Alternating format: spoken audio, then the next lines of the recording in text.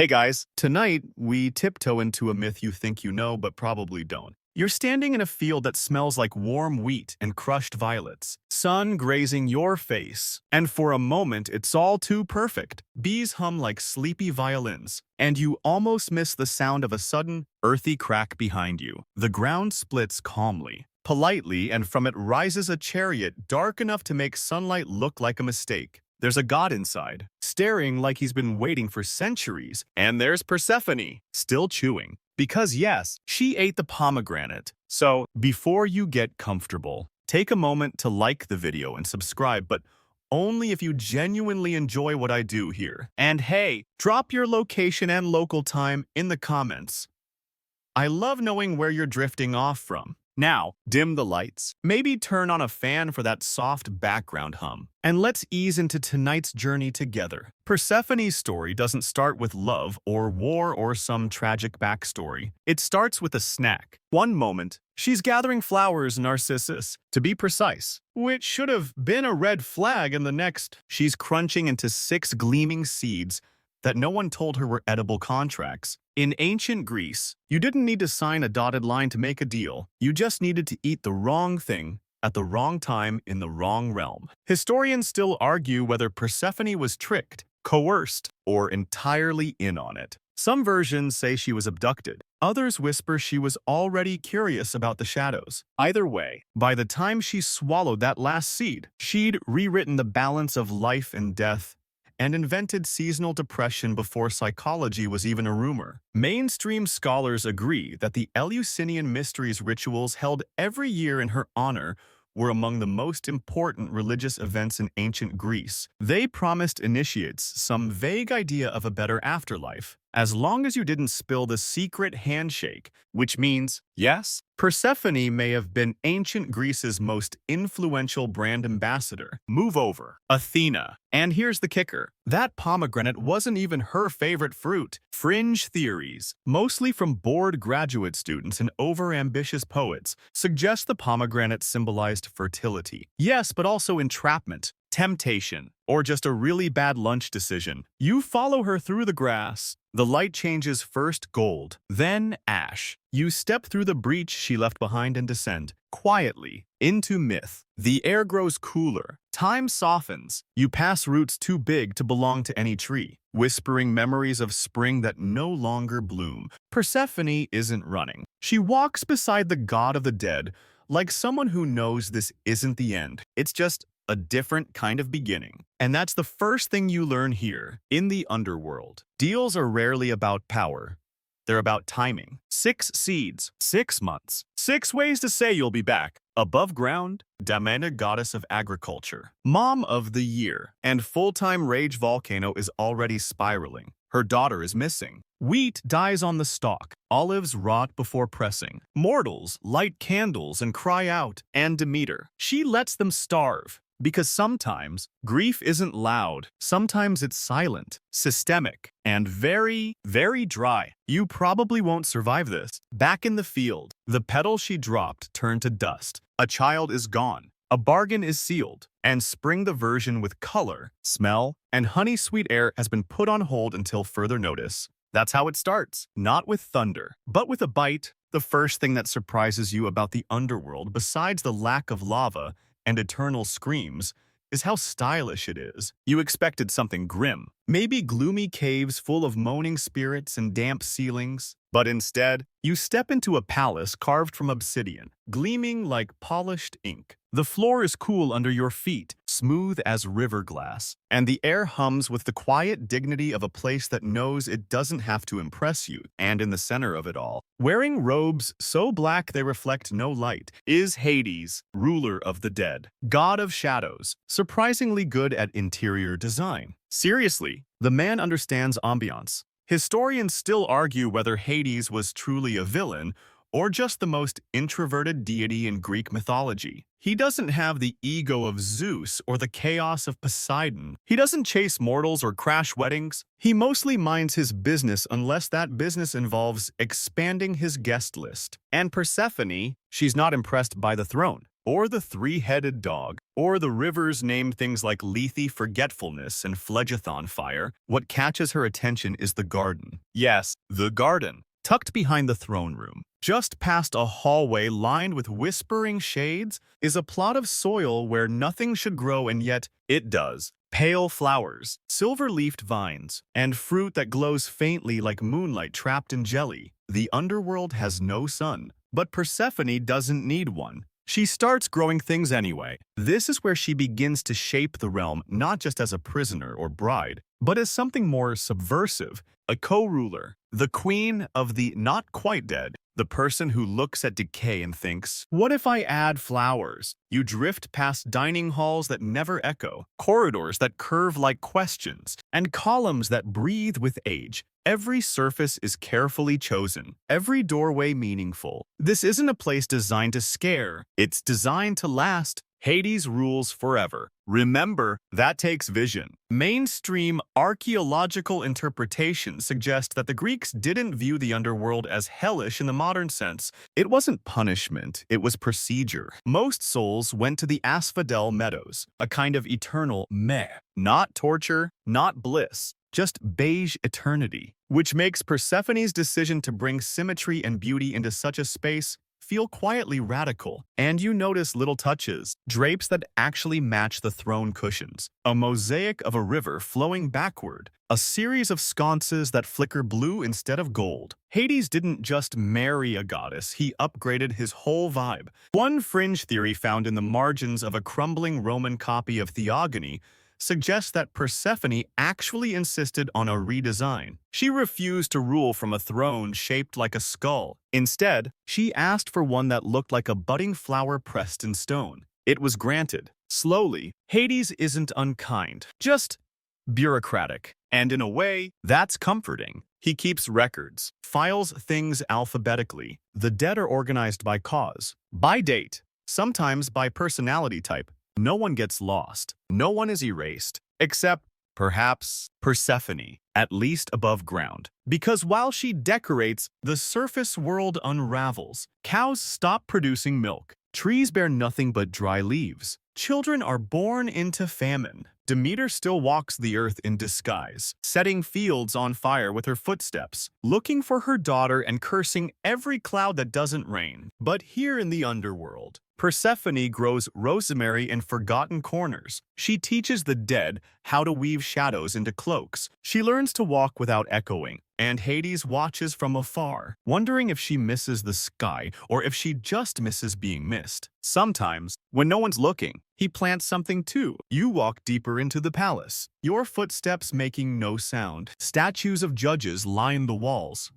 Minos, Rhadamanthus, Aeacus, dead kings turned administrators. They nod at you, respectfully. This isn't a kingdom of chaos, it's a kingdom of maintenance. And Persephone, she's not afraid. She rearranges the tapestries. She starts a collection of rare mosses. She creates a private archive where ghost stories are written by the ghosts themselves. You find her sitting there one evening, feet tucked under her gown, reading a love letter that never made it to its intended. You probably won't survive this. But honestly, you wouldn't mind staying for a while. The underworld is calm. It's curated. It smells faintly of old lavender and stone. And somewhere, just beyond the next hallway, a new flower is blooming. Because even in death, Persephone makes room for life. You hear it before you feel it. A long, dry sigh stretched across every wheat field in Greece. Above ground, the world is coming apart, but not with fire or flood. No, this apocalypse is quieter, slower, more polite. Grain stops growing. Bees forget how to swarm. Farmers look up at pale skies and mutter apologies to the dirt. Because Demeter is grieving, and when a goddess cries, it's not with tears, it's with drought. Demeter, goddess of the harvest, keeper of growth, and wearer of thousand-layer linen robes that smell like crushed barley and old thunder, has had enough. Her daughter is missing, and no one on Olympus seems particularly helpful. The gods mutter about fate and contracts, and well, Hades is technically family. But Demeter doesn't care. She wants Persephone back. And if she doesn't get her, no one gets a sandwich. Mainstream sources agree. The myth of Persephone's disappearance was a divine allegory for seasonal change. Demeter's sorrow brought winter. Her reunion with Persephone brought spring. But as you float through this withered countryside, stepping over cracked earth and wilting laurel trees, it feels less like allegory and more like targeted vengeance. She's not just sad. She's furious. And she's also very, very stubborn. You pass a village where the well has dried to dust. Someone painted a prayer in olive oil across a wall, hoping Demeter might see it. Spoiler, she won't. She's currently disguised as an old woman in Eleusis, crashing at a mortal house and refusing to bless their crops until someone answers her questions. Meanwhile, mortals are starving. Goats faint from hunger. Merchants invent new ways to sell empty baskets. One clever priest in Thebes markets invisible grapes as a spiritual cleanse. It works for about a week. Here's a fringe tidbit. Some ancient sources claim that during this famine, humans considered ending sacrifices to all gods except Demeter. They figured if she controlled the harvest, she was the priority. Temples to Apollo and Zeus saw a drop in attendance. One scholar even suggested that Demeter came dangerously close to becoming a monotheistic goddess for about 6 months. And Zeus, he tries to stay neutral. He sends ravens. He fakes dreams. He waits, because even king gods know better than to argue with a mother on a mission.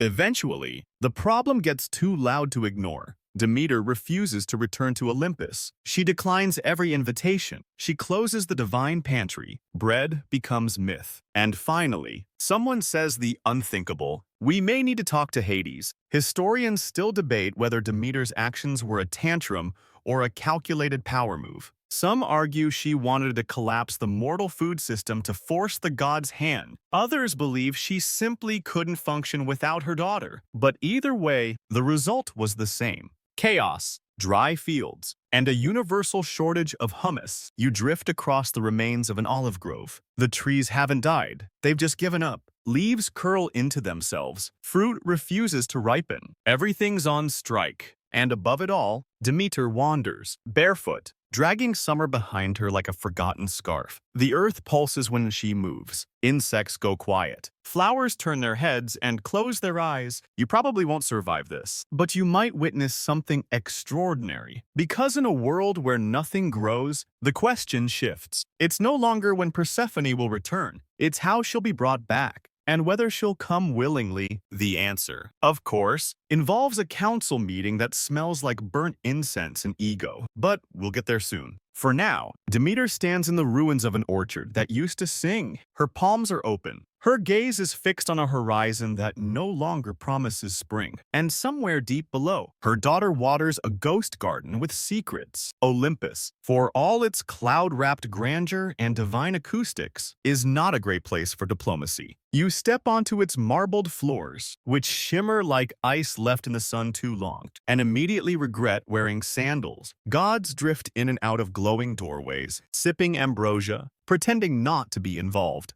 And in the center of it all, on a throne made of thunderclouds and poor decisions, sits Zeus, king of the gods, breaker of oaths, and part-time HR representative. Today's agenda, the Persephone situation. Zeus sighs. Again, it's his third sigh this hour. You get the feeling it's become a performance less about breath and more about tone. We need balance, he says, glancing at scrolls that don't exist. Mortals are suffering. My temples are half empty. Even the oracles are on strike. To his left, Hermes balances on one leg, visibly bored. To his right, Athena polishes a spear with the kind of focus only pettiness provides. Apollo mutters something poetic. Dionysus rolls his eyes and pours wine on a passing cloud. No one wants to talk about Persephone, because talking about Persephone means talking about Hades, and Hades doesn't do meetings. Mainstream myth holds that Zeus was the one who gave Hades permission to take Persephone in the first place,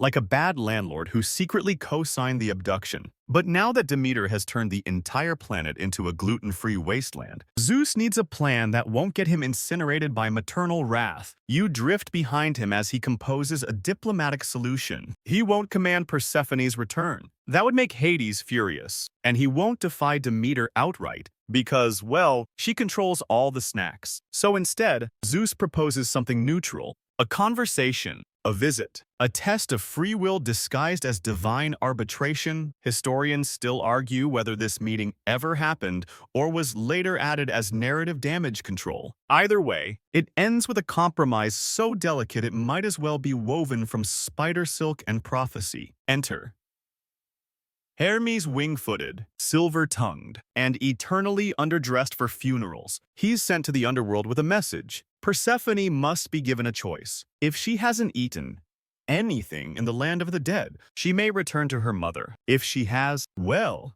deals are deals. You follow Hermes as he descends. The air thickens, the light dims, and there's Persephone, sitting beside a river that forgets everything it touches, tossing petals into the current like she's feeding ghosts. Hermes asks the question gently, "Have you eaten?" She hesitates, not because she's unsure, but because the answer means something now. Above, Demeter waits with blistered feet and cracked hands. Below, Hades rearranges eternity to make room for her, and in her palm are 6 pomegranate seeds, ruby red, sticky, gone. She says yes, and the deal is sealed. Here's a fringe theory. Some versions of the myth claim Persephone didn't just eat the seeds, she chose them, that she bit into them slowly, deliberately, because she'd decided not to be anyone's bargaining chip ever again. Not her mother's grieving symbol, not her husband's stolen bride, but her own myth. Back on Olympus, Zeus pretends to be surprised. The compromise is this. Persephone will spend half the year in the underworld and half with her mother. 6 months of darkness, 6 of light, winter and summer, loss and reunion. And in that agreement, something ancient is born, the rhythm of the earth. You probably won't survive this, but the world might, because sometimes balance isn't peace, it's a truce. A calendar written in fruit and mourning. And as Hermes escorts Persephone to the surface just for now, you feel it. The air warms. The wheat stirs. Somewhere, a seed opens its sleepy mouth and decides to try again. You're walking beside Persephone now, but it doesn't feel like a triumphant return. There's no parade, no divine spotlight. Just a soft, cautious breeze that smells faintly of thawing earth and regret. She steps onto the surface as if the ground might vanish beneath her feet. It's been months or minutes, depending on which version of the myth you're reading, but either way, the world has changed without her. Trees stand brittle, fields are bone dry, and even the birds seem unsure whether to sing or just wait. But Demeter is already there. The moment they see each other, the sun seems to remember its job. A shaft of light slices through the clouds like someone opened a curtain just a little too fast. And then, everything happens at once. Demeter runs. Persephone breathes. The air thickens with the smell of growing things. This isn't a reunion. It's a reset. Mainstream interpretations paint this as a mother-daughter embrace for the ages, a joyful restoration of life and fertility. But if you squint, if you listen, there's something more complicated happening. Demeter is already calculating. How much time do we have? When does she leave again? What can I grow before she goes? Because now, Persephone is a woman with 2 homes. You trail behind them as they walk the old paths. Flowers bloom too quickly, almost panicked. Vines uncurl like startled snakes. The seasons scramble to catch up. Crops sprout. Rivers wake. And humans, ever opportunistic, immediately begin planning spring festivals, grain taxes, and how to explain all this to the children. There's a pause in the myth here, a space between endings and beginnings. Persephone's time above is limited, but no one says that out loud. They garden, they eat, they rest in patches of clover that weren't there yesterday, and Demeter tired, smiling. Dangerous again allows herself to believe it might last. But you know it won't. One fringe account, found on a shard of pottery buried near Corinth, claims that Persephone and Demeter fought during this time, not with lightning or floods, but with silence.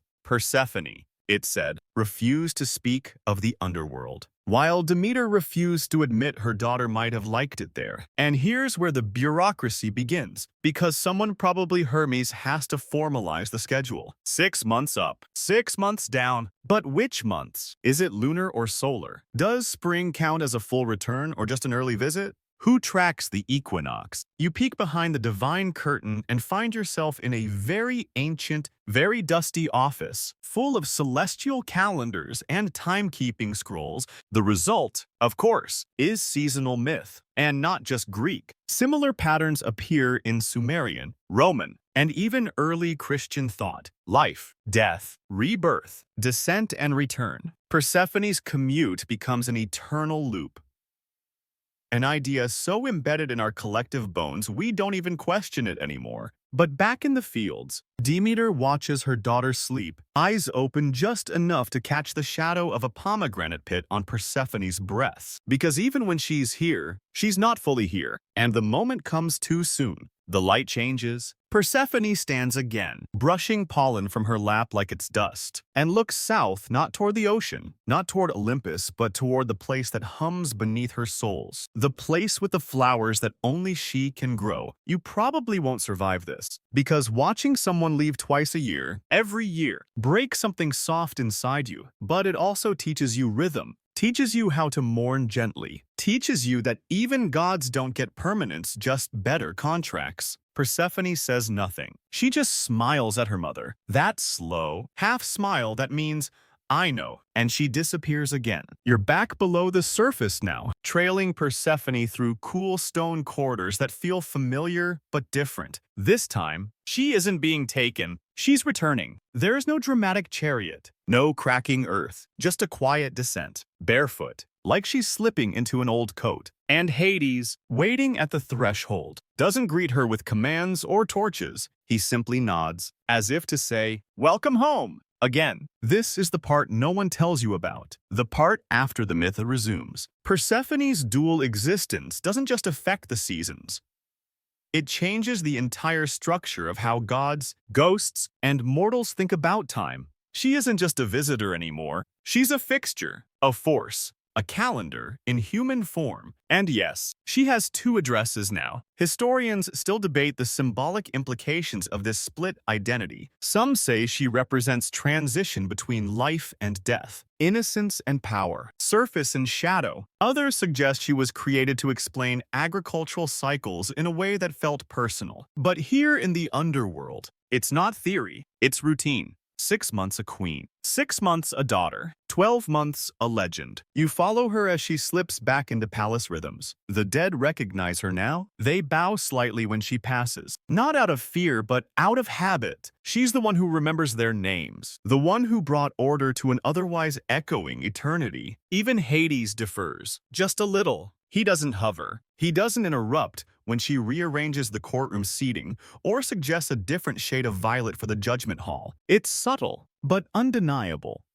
This realm bends slightly when she walks through it. Here's a fringe tidbit. A lost hymn fragment found in a cave in Crete refers to Persephone not as queen or bride, but as she who keeps the ledger. Scholars have puzzled over this, unsure if it means literal accounting or metaphorical balance. But as you watch her glide past stone altars and ghost archives, it starts to make sense. She doesn't just live here, she runs the place. Up above, Demeter is counting the days. Down here, Persephone counts souls. She divides her time not like a mortal with a planner, but like a goddess with gravitational pull. When she's on the surface, mortals sing and plant and toast to her return. When she's below, the dead stay organized, the rivers behave, and the wheels of judgment keep turning. But in both places, she's never fully there. That's the cost of being a myth. You belong everywhere and nowhere. You wander into her private chamber, deep in the palace, a room carved from salt and lit by bioluminescent fungi that respond to thought. There's a calendar on the wall made from pressed petals and ash. Each day is marked by scent, not number, and at the center, a small circle of seeds, always 6, always waiting. You probably won't survive this, but she will, because Persephone's greatest power isn't her crown or her ability to reshape seasons. It's her adaptability. She moves between worlds like someone who's memorized the thresholds. She understands contrast, the burn of sun and the weight of shade, and she uses both. Modern neo-pagans call her a liminal goddess, someone who thrives in transition. Scholars prefer dual-aspect deity, but here in the underworld, the titles don't matter. What matters is that when Persephone returns, everything starts working again. The ghosts stop pacing. The judges resume their deliberations. Even Cerberus wags one tail, politely, because she's not just part of the system, she is the system. You wake to the sound of quills scratching softly on parchment. Not chaotic, not rushed, just efficient. This is the underworld's HR department, and to your utter disbelief, it's thriving. You're standing in what looks like a combination between a library and an eternal DMV columns of files stacked taller than trees. Scrolls cross-referenced by cause of death, last regrets, and unresolved sibling drama. Ghosts line up in orderly queues, whispering about pending paperwork and lost tokens. One spirit clutches a form titled Request for Memory Reprocessing. Another mutters something about being misfiled under heroic sacrifice instead of poor decision. At the center of this quiet chaos, Persephone.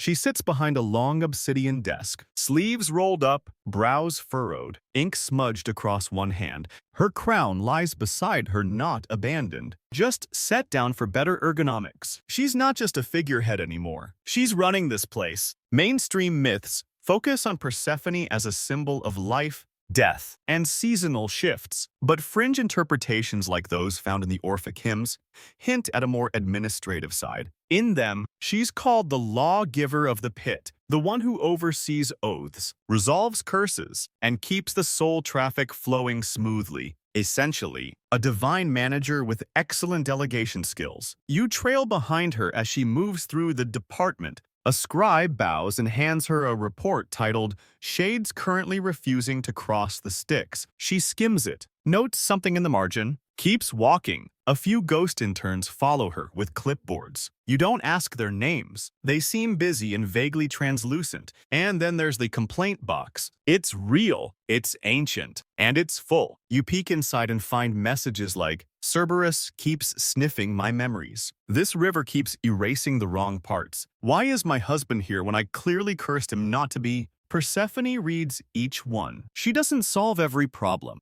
but she answers enough. Sometimes with a note, sometimes with a rearranged soul path, sometimes with silence, which in the underworld is an answer. Historians still argue whether this mythos evolved organically or was tacked on to explain her increasing cult popularity. But if you ask the ghosts, and you do, because one won't stop hovering, they say she changed everything. Before her, the underworld was static, predictable. After her, it had policy updates, grievance procedures, and even a short-lived ghost choir program. You pass a training session in progress. Alecto, one of the Furies, is teaching proper wailing techniques to new arrivals. Persephone nods in approval as she walks by. This isn't punishment, it's infrastructure. And it makes sense, doesn't it? You can't be the queen of the dead and not know how the dead function. Someone has to keep records, maintain consistency, file appeals, assign dream visitation slots. You probably won't survive this, but if you did,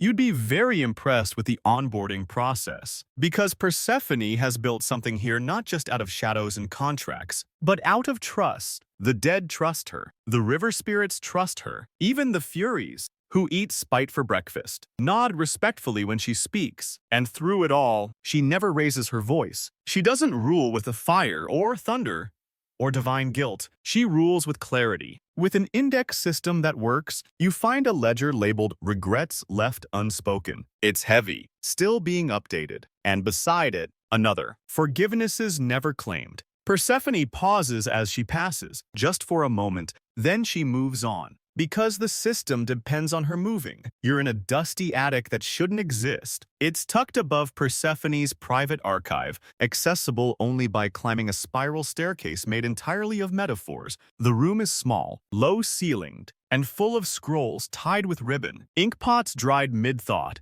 and a strange smell that sits somewhere between sandalwood and second chances. This is where the poets live, or at least Where their words do, Persephone keeps them here not out of vanity, but preservation. You see, when mortals write about gods, those stories don't just echo, they persist. And Persephone, queen of half-light and mythic fine print, has always been a favorite subject. You run your fingers along parchment soft as breath. Titles leap out. Elegy for a stolen spring. She walks where seeds dream. Ode to the quiet crown. Some are brilliant. Some are unhinged. All are obsessed. Mainstream records like the Homeric hymn to Demeter paint Persephone as both victim and prize. Taken by Hades, mourned by her mother, used as a seasonal metaphor before she even got a speaking role. But as the centuries passed, the poets started to shift their tone. In the Hellenistic era, she became a figure of wisdom. In late antiquity, a woman of hidden power. During the Romantic period, she re-emerged as a tragic anti-heroine caught between light and dark,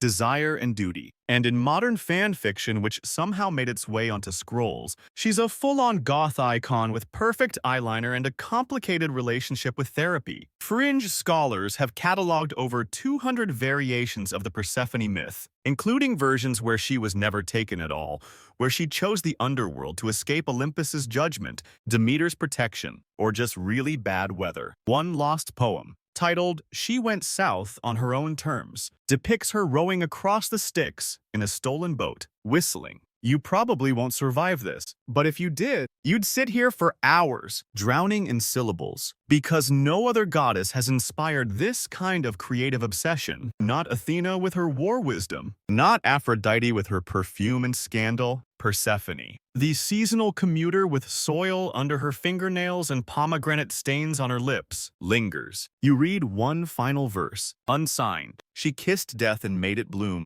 She left the door half open. We followed. Outside, the underworld doesn't change. The rivers still curl like old songs. The dead still whisper. But here, in this room, Persephone becomes plural, not one voice, but hundreds, each retelling her story with new angles, new rhythms, new doubts. Historians still debate whether these variations dilute her myth or expand it. But Persephone doesn't seem to mind. She dusts the scrolls, she files them, she even rereads the bad ones. Because she understands that stories don't end, they echo, they compost, they grow strange and necessary roots. You find a shelf labeled unfinished. It's the largest one. And as you leave the room, you hear something unexpected, a chuckle. Persephone, down below, reading a poem someone wrote about her laugh. She folds the page, tucks it behind her ear, keeps walking. You follow, quietly. The story's not done. You're walking along a meadow that shouldn't be here. It lies flat and soft beneath the underworld sky. If you can call it that, a ceiling of mineral light that hums rather than shines. The grass glows faintly, pale green threaded with silver, and dotted throughout the field, like forgotten thoughts. Are workers, ghosts, not wailing, not drifting, working. One mows the grass with a blade of obsidian. Another tends to what looks like lavender, though it smells more like memory than plant. You spot a few ghosts hauling water, if that's what it is, up from a well that reflects no face, only the past. This is the Asphodel Meadow, and it's Persephone's side hustle department. See, death isn't a pause here. It's a second shift. Mainstream myth gives you the impression that the dead just float. But ancient Greeks believed in afterlives with chores. The shades in the asphodel fields weren't punished, but they weren't idle either. They performed the eternal task of remembrance, harvesting regrets, filing past actions, polishing identity like silver until it gleamed or faded. And Persephone, she runs payroll. You find her seated beneath a willow made of copper veins, writing on parchment made of pressed leaves and light. Ghosts approach in a line. Each holds a token, a gesture, an unfinished promise. Sometimes a literal IOU from life. She evaluates. Sometimes she nods and the ghost receives a role. Orchard guardian, river whisperer, bridge keeper. Sometimes she says nothing, and the shade is returned to the meadow to wander a while longer. Fringe theories suggest this part of the myth system was oral tradition kept alive in Eleusinian initiation rituals, never written down in full. Some attendees reported visions of working spirits ghostly labor guilds, and even divine task rotas. One even mentioned a shadow pigeon delivery service. Historians are still arguing over that last part. You pause at a table where a trio of spirits are hand-weaving crowns out of something halfway between vines and grief. They don't speak, but when you pass, they nod, not at you, but at Persephone trailing just behind. She waves once. She knows them all. They're not just souls, they are citizens.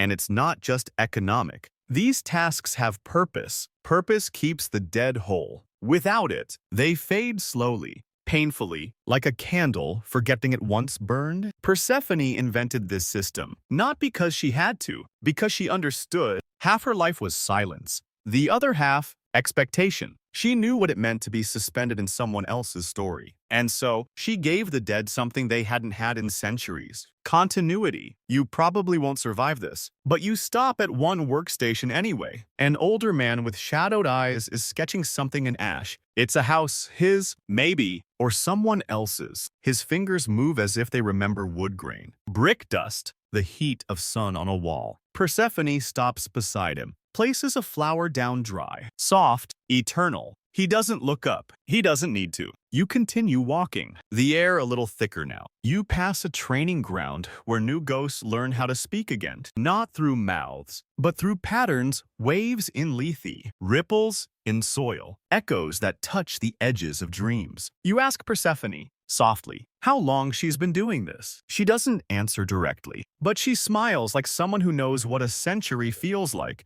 You're back in the throne room now, but it doesn't look the same. The torches burn differently, steadier. Somehow, the shadows stretch without menace. And Hades, ever the brooding minimalist, has moved his throne slightly off-center, not out of indecision, but to make space. Because Persephone isn't just beside him now, she's equal. This is the era the bards never wrote enough about, the slow transformation of Hades from aloof king to cooperative co-ruler. You see, he didn't become better in the traditional heroic sense. He didn't get a makeover or a moral epiphany. He just adapted. Because living with Persephone is like living with the seasons. You either adjust or you're left behind. Mainstream interpretations often frame Hades as unchanging. But here in this marble and moss chamber, you see the subtle shifts. A table appears, one she designed. The courtroom schedules now include regular rest days. There are quiet hours, meditation spaces, a new fountain installed purely for ambiance.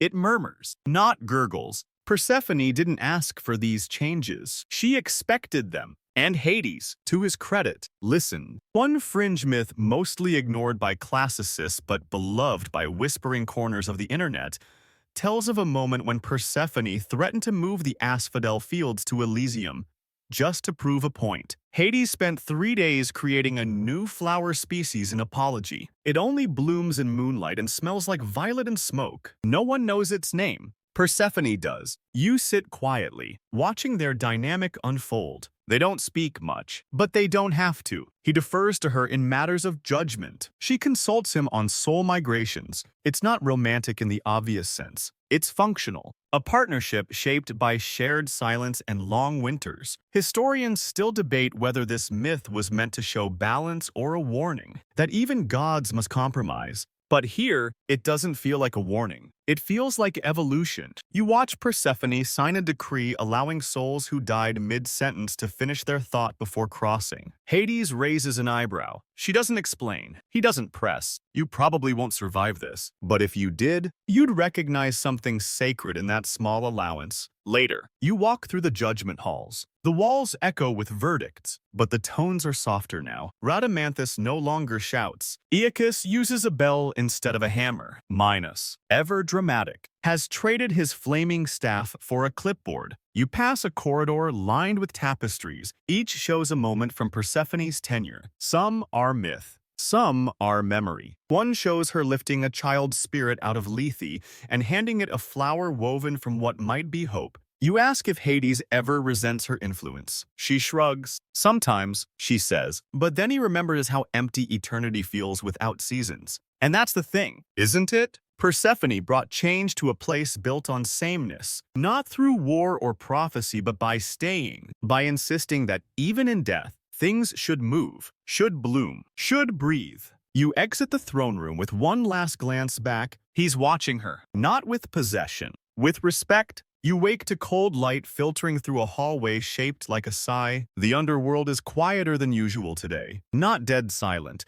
There's always a gentle hum of souls passing, whispering, adjusting, but there's a stillness. The kind of silence that presses lightly on your chest and says, something is about to leave. Persephone is packing. Not literally, she doesn't use luggage, but she moves through the palace with the same rhythm every year. A slow sweep through the archives, a walk through the asphodel meadows, one last conversation with the ghosts still afraid of letting go. And then, up, above, because it's time. She leaves every year. That's the deal. 6 months with her mother, 6 months with her king. 6 months with herself split into halves like a story retold too often. And every time she goes, the underworld sighs. Mainstream tradition says her departure is what signals spring. But from here, it feels more like a pause, a kind of divine seasonal depression that creeps in as the palace empties itself of her presence. Cerberus sulks. The ghosts get restless. Even Hades retreats into longer silences, holding court with less flair, less certainty. The whole realm feels off, like someone's put the wrong filter over reality. You follow Persephone one last time as she visits her favorite places, the Moss Library, the violet garden she grew from nothing, the quiet corner where she keeps all the jokes no one else understood. A ghost slips her a pomegranate-shaped origami before she leaves. She doesn't smile, but she folds it into her sleeve. Fringe traditions in southern Italy once held festivals, not when Persephone arrived, but when she left. Mournful celebrations marked by quiet dances and offerings of wine left undrunk. Scholars can't agree if these were tributes or protests. Maybe both, because her absence doesn't just mark the return of crops. It marks a hole, a silence in the dark. You sit with Hades later, and for the first time, he looks small, not powerless, not broken. Just reduced. Like he's had to hand back half his sky and pretend not to miss the stars. Do you ever wish she didn't go? You ask. He says nothing for a long time. Then, sometimes, but I like who she becomes when she returns. You probably won't survive this, but Persephone always does. That's her quiet power, her constant. She leaves, but she returns, not just from the underworld, but from grief, from silence, from myth itself. You walk with her to the edge of the realm. She doesn't look back. She doesn't need to. Everything here has already memorized her shape, and then she's gone. And the darkness waits for spring. You're standing in a torch-lit amphitheater carved into the side of the underworld's quietest cliff. There's no show scheduled tonight, and yet the seats are filled with whispers. Old ones, persistent ones. They wrap around you like smoke and curiosity. This is where the arguments happen. Not among the dead, but among the living. Scholars, mythographers, Reddit threads, written in caps lock. They've all convened, in spirit at least, to ask the same question. Was Persephone a victim or a queen? Historians still argue whether she was abducted, complicit, enchanted, or some alchemical mixture of all three. And depending on the version you read, she's either crying for help or quietly closing the door behind her. You watch shadows reenact the various versions. In one, Hades snatches her mid-petal pick and Demeter wails like 1,000 cracked bells. In another, she wanders willingly into shadow, drawn not by love but by possibility. And in a more modern retelling told with dramatic monologues and suspiciously good lighting, Persephone pulls the seeds from her own pocket, looks Hades dead in the eye, and says, "Let's begin." You sit in the front row. No one asks your opinion, but the echoes seem to. Here's a fringe theory you won't find in textbooks, that the entire Persephone myth is less about agriculture and more about consent, about duality, about the complexity of wanting two things that contradict each other and choosing both anyway. You follow one scholar's phantom into a makeshift study. The walls are lined with interpretations, each stacked like layered baklava. Historical, symbolic, feminist, psychological, ecological. One even connects Persephone's myth to volcanic soil cycles. It's a stretch, but strangely compelling. Back in the amphitheater, someone shouts, "But she was taken." Another voice replies, "But she stayed." And Persephone, "She's not here." Because she doesn't sit for debates, she writes them. Her story shifts every time someone tries to pin it down. Every analysis reveals more and hides something else. Modern neo-pagans love her for this. Some see her as a symbol of rebirth, of trauma survival, others as the original girl boss. Some prefer her delicate, some want her wrathful. She accommodates all readings, because that's what liminal goddesses do.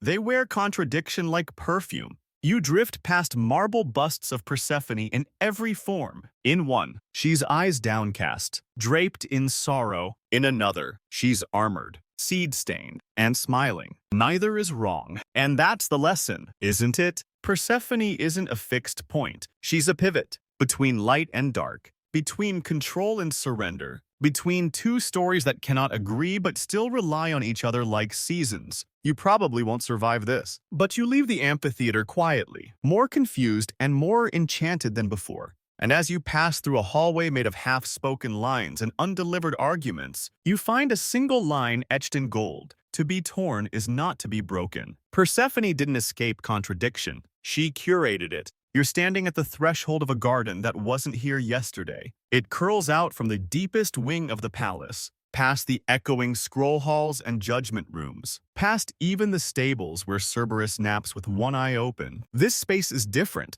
newer, wilder, a quiet rebellion written in petals and volcanic soil. This is Persephone's wing, not her throne room, not her archive, her space. You step inside. The garden doesn't bloom the way normal ones do. The plants aren't green. They're shades of dusk, deep violet, soft charcoal, waxy ivory. Everything glows just faintly, as if lit from below by candlelight that forgot it was dead. Here, Persephone grows things that wouldn't survive anywhere else. Grief-colored orchids, pomegranate trees with twisted, knotted trunks, ivy that climbs without permission. She walks beside you, barefoot as always. No crown, no ceremony, just that stillness she wears like armor. Mainstream scholars rarely mention this part.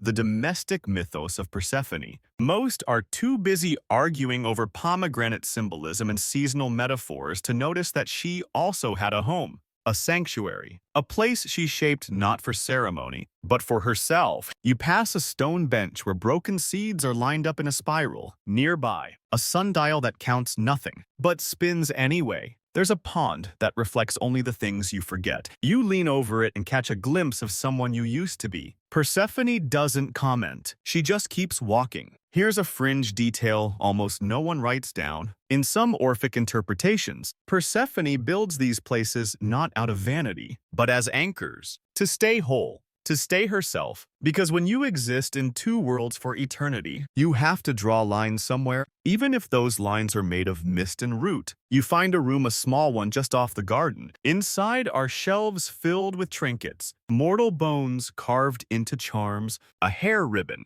7 marbles, a cracked amphora labeled summer, year unknown. None of them are magical. All of them are meaningful. You understand, without asking, that this is a museum of things no one else would remember. She remembers. That's her real power. Not ruling, remembering. You step into a side chamber where the walls are covered in pressed flower petals, each one labeled in delicate ink, each one dated to a moment when something ended a war, a vow, a birth that didn't last. This isn't morbid, it's tender. A catalog of quiet endings. You probably won't survive this, but if you did, you'd recognize the luxury of having space in a place like this. A corner of calm, a room of your own. Even queens need somewhere to place the weight of their silence. Historians still debate whether this garden is symbolic or literal. Some say it represents Persephone's inner world. Others insist it was an actual part of the mythic underworld, tended only by her and select ghosts who remembered how to prune without cutting too deep. You exit through a corridor strung with vines.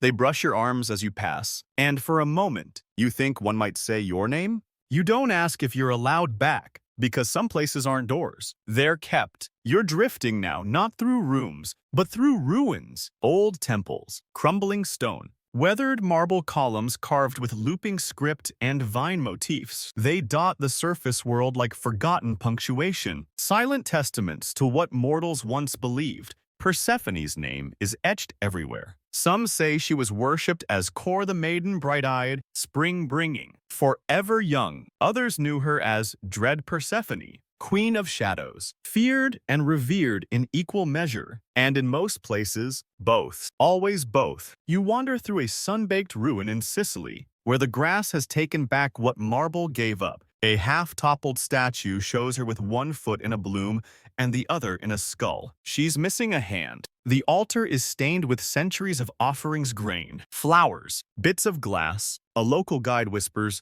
they still leave gifts. No one remembers why. Mainstream historical texts agree. Persephone had one of the most widespread cult followings of any Greek deity. Not loud like Zeus, not flashy like Apollo, but steady, consistent. She was the goddess of the in-between, and that made her deeply useful. After all, everyone dies. Everyone hopes for return. You pass graffiti in ancient Greek scratched into the temple's outer wall. It says, "She left, and so did the light." No one knows who wrote it, but someone did. Down the coast, in an old fishing village, there's a shrine built into a cliff, just a niche. Really, no statues, no roof. Inside, a single bowl of salt water sits beneath a carving of a pomegranate. Locals call it the Little Queen's Mouth. They leave poems in it. Most dissolve before sunrise. One fringe discovery, found in a Cretan tomb, described Persephone as a key holder. Scholars initially assumed it was metaphor. Then they found iron talismans